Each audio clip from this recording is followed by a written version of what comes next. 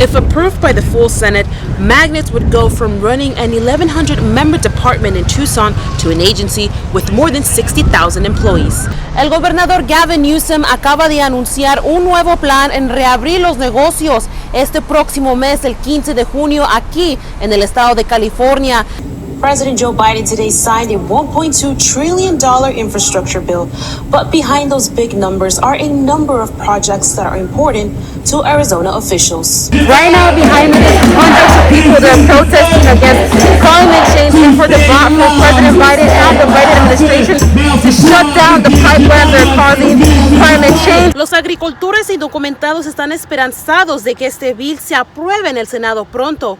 A con-tired Jacob Chansley told U.S. District Judge Royce Lamberth that he is truly sorry for his role on the January 6th Capitol attack. Hundreds of demonstrators marched down Pennsylvania Avenue this morning, demanding that President Joe Biden declare climate change an emergency. We're asking him to stop the fossil fuels projects and declare a national climate emergency, and the very important part of that, we need for our President Biden to be bold in creating restorative justice.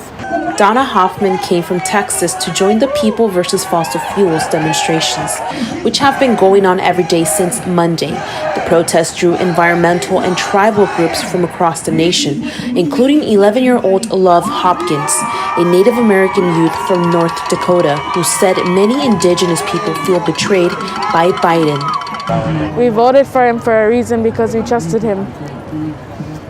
And he betrayed us. We're tired of all the lies. We're tired of all of it. That's why we're here in D.C., to let him know that we're still here.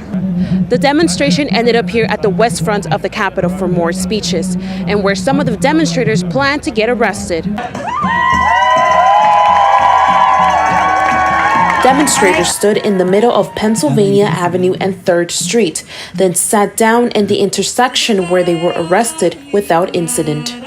It was more a peaceful encounter than Thursday, when some protesters clashed with police as Native activists staged a sit-in at the lobby of the Interior Department. Hoffman thinks the protests are needed, but that Biden should act without having to be prodded by demonstrations like this. Well, we want him to take bold action to be the climate president that he wants to be before Glasgow.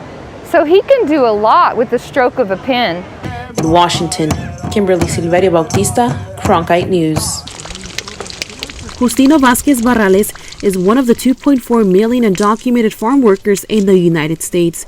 But the Farm Workforce Modernization Act can change their immigration status and provide protection through a visa program. It will be a great relief if it happened. We will have papers more than ever.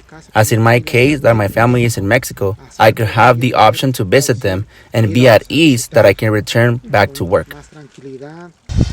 The bipartisan bill will also make changes towards the H-2A visa program. Staff attorney Andrew Walchuk said undocumented farm workers have experienced abuse in the past throughout the program. Has had a great deal of abuse, and that there's just all sorts of rights that are being violated. And it's something that we are very attentive to. The undocumented farm workers are hopeful that this bill passes soon in the Senate because they feel that it is time to legally work here in the United States. Vázquez and like many others want people to realize it's not an easy job working in the fields, but at the same time enjoys being able to provide food on the table.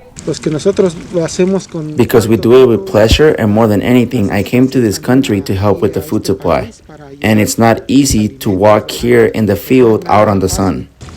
Despite of the challenges they face, their work ethic and humbleness keeps them thriving in the fields. Kimberly Silverio-Bautista for the Cronkite School, Bakersfield.